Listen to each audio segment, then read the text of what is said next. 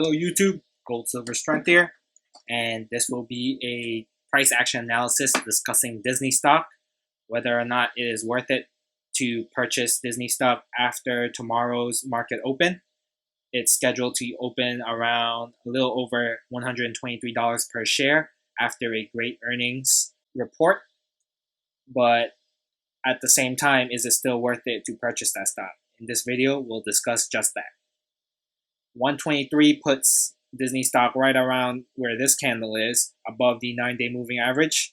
And for the past couple days, 7 days, Disney has been chopping in between the 9-day and 26-day moving average. And with this earnings spike, does this put Disney stock at a overvalued stock? So I think it's best that we dissect this chart starting from the daily. So let's do a Fibonacci retracement to end our suspicions about this bearish momentum. So right here, going from the highs right here up until the absolute lows in March, we can see that it almost touched the 78% retracement. For it to be really over for bearish momentum, it should have broken this line at $133. So that is a level to expect more bullish momentum for Disney moving forward into the future.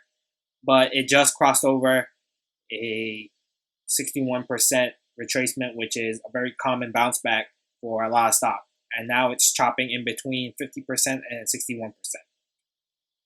So there is slight bearish momentum for Disney stock, at least in the short term, using the Fibonacci retracement and also looking at the price action for the daily chart.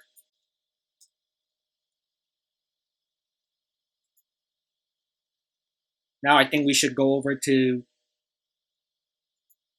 the weekly chart to see if there's anything else that we missed from the daily chart. We can see that it is channeling for the last couple of weeks, which is confirmed in the daily chart.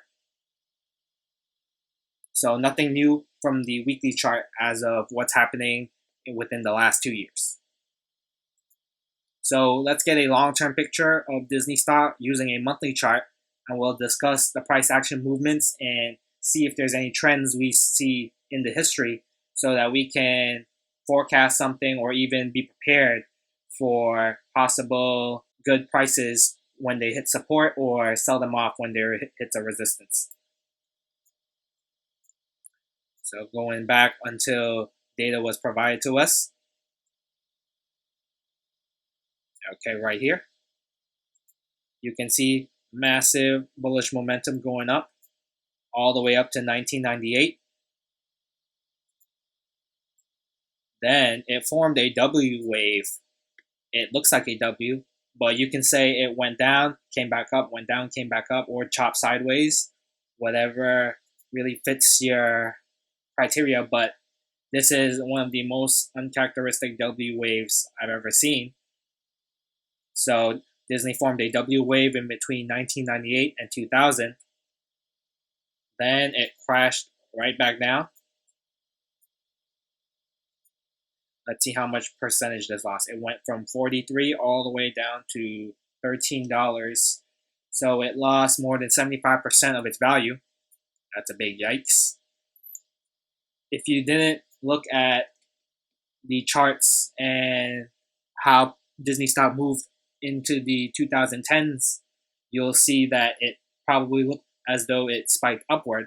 But in the grand scheme of things, that's nothing compared to what it has done in the last decade. So it looks as though it went up, but it kind of chopped sideways compared to what massive candles we had recently in the last couple of years. So we can put this as chopping sideways. And then we went on another massive bull run starting after 2009 all the way up to 2015.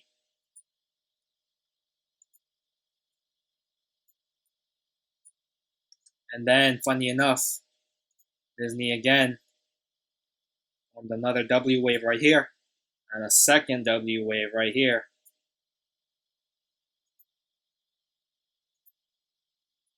Then went on a bull run. It further dropped after that, and now it's going sideways. So to recap what we saw in the price action, after a massive bull run that lasted a couple years, it would hit a W wave and then go back down. That's one time it happened in the 1990s. Another bull run after the 2009-2008 crash, it hit two W waves and then went up and spiked back down. And right now, this is looking as though it's one half of a W wave right here. Can we expect it to complete the W wave as we go into the future? It's very likely. It's very likely because this chopped sideways, the W wave chopped sideways and then went up from 2015 to 2018. So from this monthly chart, I expect Disney to complete this W wave. I do think that even though it will chop around sideways in between this 127 to 108 mark, it will try to test these lows here from this bottom tail. So what are some key support and resistance areas we can see here from Disney? Well, quite obviously right here, you have major support at its highs at around 153.41 are its all-time highs. So we can expect that is one level of resistance. But for you investors and short-term traders, you're more interested in this W wave that's about to form. So right here, there is some resistance here at 123, which is around where we expect to open at tomorrow's market bell.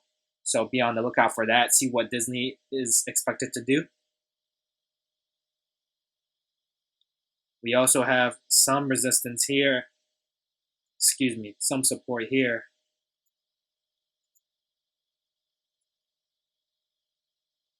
$97, and then we have another support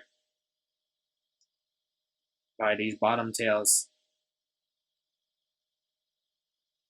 at 85. So those are two key level areas where if Disney does get to that low, it won't stay there for long. I do expect a bounce back if Disney ever hits this $85 level or $96 level, which it looks as though it might complete if it does form a proper W. But that's in future months to come. And then it should bounce back to record highs at around 150. So overall, from a long-term perspective, Disney does look as though it will approach its recent highs and make money for a lot of long-term investors if they're willing to buy Disney when it's at a cheap price. But for the short-term traders that want to take advantage of these momentum swings, it might be a bit tricky because Disney might not play out to do a W wave. It can continue to go straight up. It can also continue to go straight down for an N wave. We also saw that in the past. I believe in the 2000s. Yes, right here. It could have went another W wave right here, but instead it just continued to go down again, trying to complete another W wave, but went down again. So in the short term, it would at best chop sideways, but at worst it will plummet down. And really, when it plummets down, depending on how it reacts to these support levels, that would be when investors or traders would want to make their move and cash in on some of the aggressive price action candles. So overall, in the short term, I am very bearish for Disney. It doesn't look as though it wants to push back up, especially after testing long-term highs. Even though it consolidated a little bit here for about 2 years, it still went on a massive tear right here for about 8 years. So it does look as though short-term Disney wants to give some gains back, but long-term it definitely will want to retest these highs at 150 after breaking 123 in the long term. So from a price action standpoint, that's where I stand right now. Of course, you need to get a better picture of the fundamentals, how Disney is reacting with all the tech stock booms, how Disney is reacting to buyers and sellers, how a lot of big time investors react to purchasing Disney, or the news surrounding Disney Plus, how Disney is affecting kids worldwide. Are the amusement parks still going to open? Tons of different factors in addition to price action analysis that should make your decision very comprehensive and a very good one if you do decide to purchase Disney at any one of these prices, depending on your analysis. So I hope this video helps you guys. Thanks for listening. Are you tired of losing in trading and investing? Check out my videos where I do a bare bones analysis on just the price action. No fancy indicators, no gimmicks, just trend analysis and winning here. And I'll see you guys in the next video.